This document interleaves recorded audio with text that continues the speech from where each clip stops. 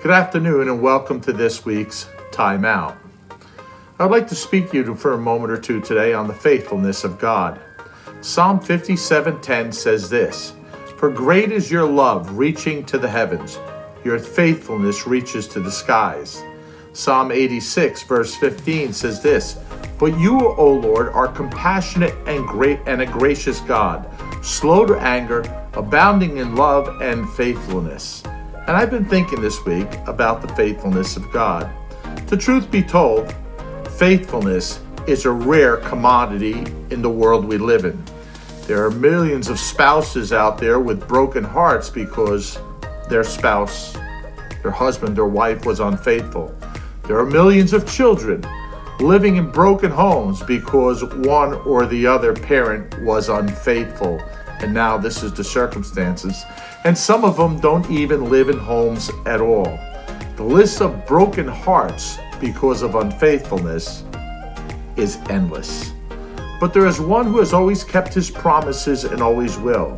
We have just come through the Christmas season. And if anything should tell us about faithfulness, it should be the Christmas story. The backstory of Jesus in the manger is the faithfulness of God, that God keeps his promises. When Adam and Eve sinned in the garden, God made them a promise that he was going to send them into the world, a Messiah.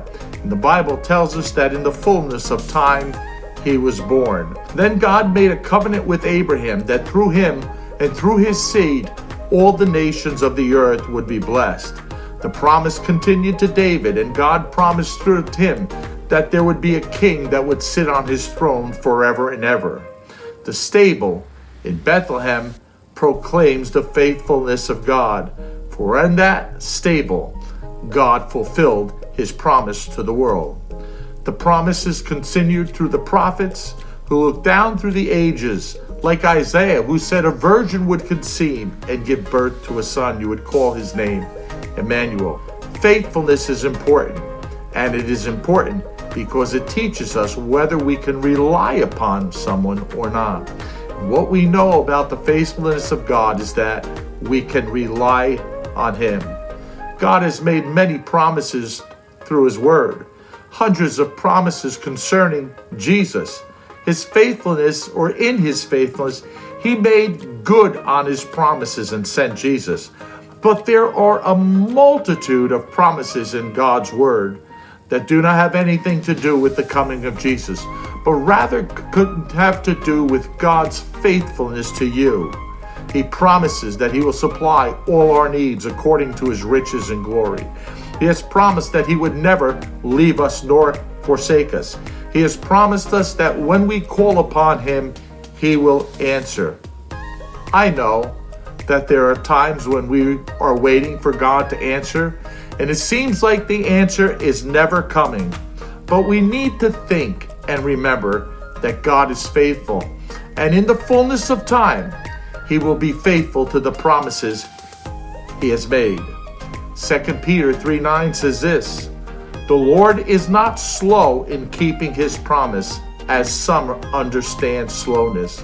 So we could think God is slow, but God is on a perfect timetable, and he has promised that he would always keep his promises.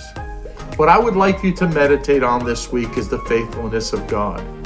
Think about the times you have called upon him, and he has been faithful. The times you've called upon him, and he has answered. The answers may not always have been what you thought, but we have to remember, in the mind of God, in the character of God, there is nothing but perfection and love and faithfulness. He will not forget one promise he has made to you. He has never made a promise he didn't keep. God bless you and have a great week.